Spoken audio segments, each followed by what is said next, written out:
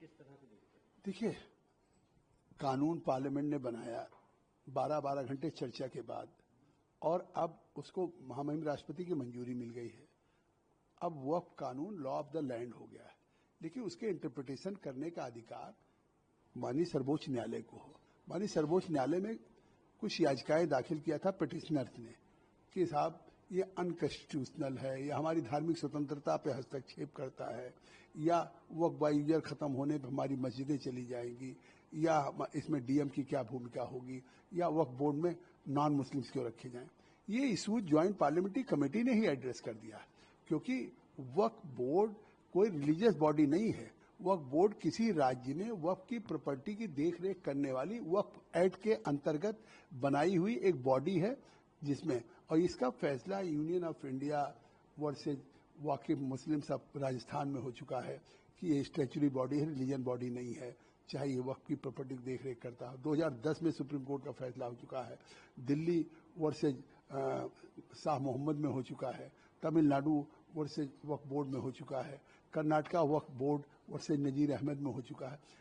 जब जब ये गए कि साहब वक्फ बोर्ड में हस्तक्षेप, रिलीजियस में हस्तक्षेप है, आज तक एक भी फैसला जो हुए हैं, चाहे सुप्रीम कोर्ट्स के हुए, हाई कोर्ट्स के हुए, वो सभी फैसला है कि नहीं, ये रिलीजियस बॉडी नहीं है, ये एग्जीक्यूटिव बॉडी है, स्टैच्यूटरी बॉडी है जो एक तरह से रख रखाव करती। तो ये सेटल हो चुका है। दूसरी बात, कलेक्टर, और अगर डिस्प्यूट है वक्फ बोर्ड की प्रॉपर्टी में, तो उसका फैसला आप कलेक्टर से ऊपर सेक्रेटरी या कमिश्नर रैंक का करेगा। फिर वही सवाल अगर पिटिशनर की तरफ से सिब्बल या अभिषेक मनी सिंह ही उठा रहे हैं, वक्फ बाय यूजर में हमने रिट्रोस्पेक्टिव खत्म किया है, अमेंडमेंट में केवल प्रोस्पेक्टिव है। अगर पुरानी मस्जिद, खानका, कब्रिस्तान या है, वहां पे अगर नमाज पढ़ी जा रही है तो वो वक्फ की रहेगा। ये देश को गुमराह कर रहे हैं। ये जो विरोध हो रहा है, सियासी तौर से हो रहा है। आज भी वो वैसे ही कहते हैं, कांग्रेस पार्टी कहती है अनकॉन्स्टिट्यूशनल है। आपने अनकॉन्स्टिट्यूशनल क्यों नहीं साबित किया? आखिर सुप्रीम कोर्ट के सामने केवल इन बिंदुओं को उठाया, बाहर कहेंगे अनकॉन्स्टिट्यूशनल है, हमारी धार्मिक स्वतंत्रता को हस्तक्षेप है। इसीलिए सुप्रीम कोर्ट ने सुना, कोई रोक नहीं लगाई, कोई इस कानून को उन्होंने नहीं रोका। बस केवल एक सरकार को उनके जवाब को सुनने के लिए 7 दिन का समय दिया है, और 73 पिटीशन हुई हैं। तो उसमें दोनों पक्षों को कहा है, चाहे वक्फ के फेवर में, चाहे वक्फ संशोधन के या विरोध में, 5-5 वकील निर्धारित कर ले, जिससे कि फिर 7 दिन सरकार का, 5 दिन उनको। तो साफ है कि जो एक इंटरप्रिटेशन और समीक्षा करने का अधिकार है, उसके अंतर्गत सुनवाई कर रहे हैं। लेकिन जो वक्फ का कानून, संशोधन कानून आया है, सरकार केवल संशोधन लेके नहीं आई, उसने जेपीसी को भेजा। 38 घंटे बैठकें हुई, 38 बैठकों में 113 घंटे बैठकें हुई। दुनिया के हम 284 स्टेक होल्डर से भारत में जाकर के मिले हैं, और उसके बाद हमने जो अमेंडमेंट्स किया, सजेशन दिया, उसको सरकार ने स्वीकार किया है। दोनों सदनों में 12-12 घंटे चर्चा हुई है। इसलिए वो लॉ ऑफ द लैंड है, और वो देश के आम मुसलमान, गरीब मुसलमान, पसमानदा विधवाओं के हक में है। कैसे इस चीज को, मैसेज को सर्कुलेट किया जाएगा? या जैसे कि आम मुसलमानों में एक मैसेज दिया गया है कि ये आपकी 100 साल पुरानी जो मस्जिदें हैं, जिनके कोई कागज नहीं है, उनको हड़प लिया जाएगा। एक इस तरह का माहौल क्रिएट किया गया, जिसके बाद लोगों ने इसको लेकर के प्रोटेस्ट किया। ये दुर्भाग्य है कि, बिल्कुल आप ठीक कह रहे हैं कि ये मैसेज परसेप्शन लगातार विपक्ष के द्वारा और कुछ अल्पसंख्यक ऑर्गेनाइजेशन जैसे all India Muslim personal law board, ये लोग लगातार गुमराह करने की कोशिश कर रहे हैं, और जिसके पीछे सियासत भी है। चाहे वो वेस्ट बंगाल का चुनाव हो, जिस तरह से मुर्शिदाबाद में प्रोटेस्ट नहीं था, दंगा था, हत्याएं हो रही थी, घरों में खींच के मारा जा रहा था, दुकानें लूटी जा रही थी, और बंगाल में पुलिस मूक दर्शक थी। लॉ एंड ऑर्डर की जिम्मेदारी राज्य सरकार की है। हर व्यक्ति, हिंदू मुसलमान की सुरक्षा करने की उस राज्य सरकार की जिम्मेदारी है, जिसमें राज्य सरकार फेल हो चुकी है। क्योंकि हिंदू बड़ी संख्या में पलायन करके मुर्शिदाबाद से मालदा नदी क्रॉस करके बोट से गए, और आज तक ममता बनर्जी वहां गई नहीं। हिंदुओं में कोई उन्होंने विश्वास व्यक्त करने की कोशिश नहीं की कि आप घरों में वापस जाएं। वो घरों में वापस आने के लिए तैयार नहीं। उन हत्यारों को पकड़ा नहीं जा रहा। इसके बाद जिस तरह से वहां पे इमाम और मौलानाओं से मिल करके वो कर रहे थे, ये वोट बैंक की है। जो अगले साल चुनाव है, चाहे तेजस्वी हो, कहते हैं कि हम इस कानून को नहीं लागू होने दें। कहाँ आपकी सरकार आ रही है? ये केंद्र का कानून है, भारत की पार्लियामेंट से पारित हुआ, पूरी कंट्री में लगेगा। आर्टिकल 370, 35 ये समाप्त हुआ तो आज जम्मू कश्मीर में भी लागू हुआ है। अब भारत से के पार्लियामेंट में, लोकसभा में, राज्यसभा में बनाए हुए कानून को वो संवैधानिक देश में लागू होता है। तो ये परसेप्शन है। अभी भी ओवैसी जैसे लोग, राहुल गांधी, अखिलेश यादव, तेजस्वी, अभी भी लोग गुमराह कर रहे हैं कि आपकी मस्जिदें चली जाएंगी। क्यों मस्जिदें चली जाएंगी? जब ये कहा गया कि अगर मुस्लिम रिचुअल्स होते हैं, डीड नहीं भी हैं, तो उसको केवल कानून पास होने के बाद आप वामसी पोर्टल पे भारत सरकार के अल्पसंख्यक मंत्रालय में रजिस्टर्ड करा लें तो वो हो जाएगी, that will remain as a waqf property. लेकिन अब अगर कोई 123 प्रॉपर्टी अर्बन डेवलपमेंट की भारत सरकार की है तो वो स्वाभाविक है कि वो उसकी होगी। अगर एएसआई जो नेशनल इम्पोर्टेंस की प्रॉपर्टीज हैं, जो ऐतिहासिक मकबरे हैं, ऐतिहासिक जिसमें देश विदेश के लोग आते हैं, पुरानी भारत की संस्कृति को देखते हैं, अब वहाँ आप वक्त के नाम पे दुकान बनवा लें, उसको किराए पे दे दें, आप टूरिस्ट गाइड को रख लें और वहाँ पे होटल और रेस्टोरेंट बनाने की कोशिश करें, तो ये रिलीजियस पर्पज नहीं हुआ। तो ये है, तो इस तरीके से ये जो कानून बना है, अब ये केवल गरीब आम मुसलमान को, खवातीन को फायदा करेगा।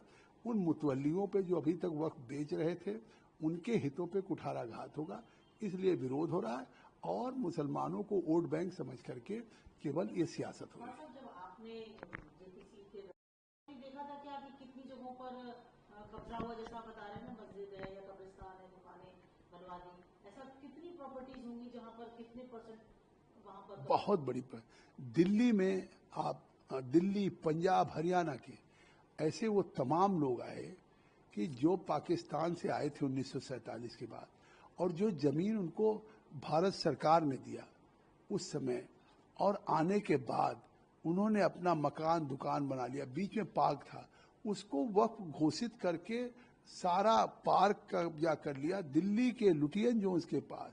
दिल्ली के 123 प्रॉपर्टी ऐसी थी जो अंग्रेजों ने फार्मर्स को दे करके कलकत्ता से दिल्ली में राजधानी बनाने का काम किया। उसमें 123 प्रॉपर्टी को 1970 में वक्फ घोषित कर दिया। यही है पूरे देश में इशू कि तमाम राज्यों में, चाहे पंजाब, हरियाणा, उत्तर प्रदेश, बिहार, बंगाल में कहीं भी आप देख रहे हैं, जब वक्फ की जेपीसी बनी तो मैं खुद, आपने कहा आपने कितनी देखी, मैं खुद कर्नाटका गया क्योंकि पूरे कर्नाटका में फार्मर्स आंदोलन होता। मैं बेलगाम गया, हुबली गया, बीजापुर गया, जो सैकड़ों साल से किसान की वो जमीन थी, उसको वहाँ के जो अल्पसंख्यक मंत्री थे कांग्रेस पार्टी के, वो जिले जिलों में वक्फ अदालत लगा करके किसानों की जमीन को वक्फ घोषित करने लगे। पूरे प्रदेश में फार्मर्स का आंदोलन हुआ, तो मैंने अपनी आंखों से देखा है। तो विपक्ष आपकी जेपीसी की रिपोर्ट को ही गलत बता रहा है, चैलेंज कर रहा है कि ये गलत रिपोर्ट है। नहीं तो ये देश को गुमराह करना। आखिर विपक्ष लगातार 6 महीने हमारी बैठकों में आया है, उसकी अटेंडेंस है। आप देखते थे कि अंदर भी झगड़ा करते थे, कभी कल्याण बनर्जी जैसे लोग मेरे ऊपर बोतल फेंकते थे। विटनेसेज गवाह हैं, जो 284 डेलीगेशंस मेरे सामने आए हैं, उनसे हमने भी क्रॉस एग्जामिनेशन किया, विपक्ष ने भी किया। हम अगर पूछते थे कि कहाँ आपकी धार्मिक स्वतंत्रता को खतरा है, कहाँ मस्जिदें चली जाएंगी, तो इस पर झगड़ा करने लगते थे। वो नहीं चाहते थे, वो इसको इशू को जिंदा रखना चाहते हैं। तो अब जब हम ये सवाल कर रहे थे तो इससे साफ है। फिर जब हमने पास किया, अडॉप्ट किया है, तो क्लॉज बाई क्लॉज पे हमने उसको पुट टू वोट किया है, और उस वोट में उन्होंने भाग लिया है।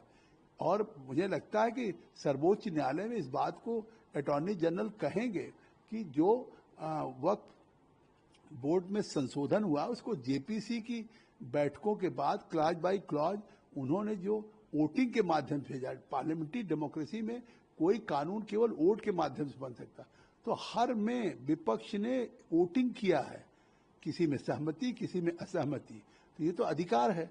तो उसके बाद फिर सरकार ने उस संशोधनों को स्वीकार किया है। फिर पार्लियामेंट में 12-12 घंटे बैठ के हुई, 12-12 घंटा चर्चा, 2:30 बजे, 3 बजे, 3:30 बजे रात तक, उसमें वोटिंग हुई, तब कानून बना और फिर महामहिम राष्ट्रपति ने मंजूरी दिया है। तो अब ये तो इसके बाद जो कांग्रेस हो, सपा हो, आरजेडी हो, टीएमसी हो, ये जो विरोध कर रहे हैं वो केवल वोट बैंक की पॉलिटिक्स है, सियासत है, देश को, मुसलमानों को गुमराह करने की कोशिश की जा रही। इसीलिए सुप्रीम कोर्ट में भी आप देख रहे हैं तमाम एमपी विपक्ष के याचिकाएं कर रहे हैं, वो वाहवाही लेने के लिए कि अपनी कंस्टिट्यूंसी में या अपने इलाके में लोग कहें कि देखिए साहब मैं सुप्रीम कोर्ट तक आपकी कानूनी लड़ाई लड़ा।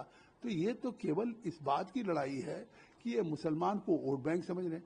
नरेंद्र मोदी जी का है कि जैसे 3 तलाक हमने खत्म किया, जैसे हमने मतलब राइट टू प्रॉपर्टी किया महिलाओं के लिए, तो अल्पसंख्यक के लिए, तो उसी तरह से कल खुद ही उन्होंने बोरा समाज को कहा कि मैं पिछले 2 साल से मैं जब वक्त के बारे में सोचा आप लोग मिले तो मैं कामा फुल स्टॉप तक आपके साथ मैंने चर्चा की है।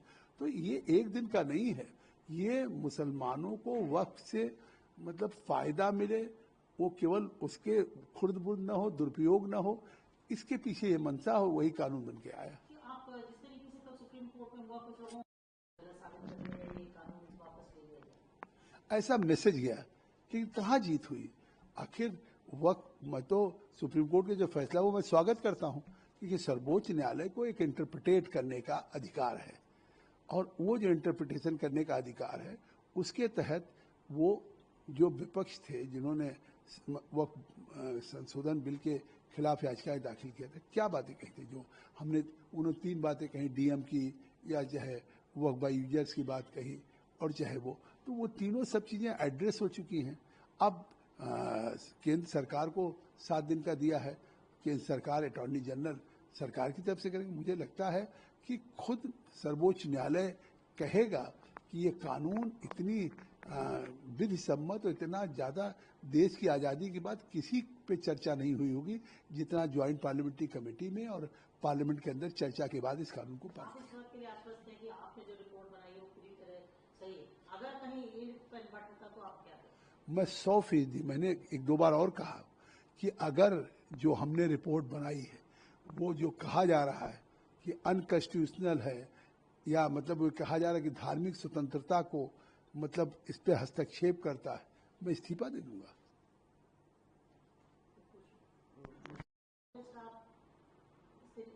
ये दो कर लेना जी लास्ट में तीसरी भाषा के रूप में हिंदी पर रोक लगा दी। उन्होंने कहा हम हिंदू तो हैं पर हिंदी नहीं है। स्टालिन के बाद हम कह सकते हैं कि राज ठाकरे हिंदी को उसमें उन्होंने महाराष्ट्र के मुख्यमंत्री श्री देवेंद्र फडणवीस ने स्पष्ट कर दिया है कि हमारी मराठी लैंग्वेज कंपलसरी है, हमने पहले से कर रखा है, लेकिन मराठी के साथ अंग्रेजी और हिंदी का भी या किसी और भाषा का उसकी भी पढ़ाई होगी, किसी भी, क्योंकि आज जो न्यू एजुकेशन पॉलिसी है उसमें जो त्रिस्तरीय भाषा का जो एक हमने पार्लियामेंट से पास किया है, तो 3 लैंग्वेज त्रिस्तरीय में है।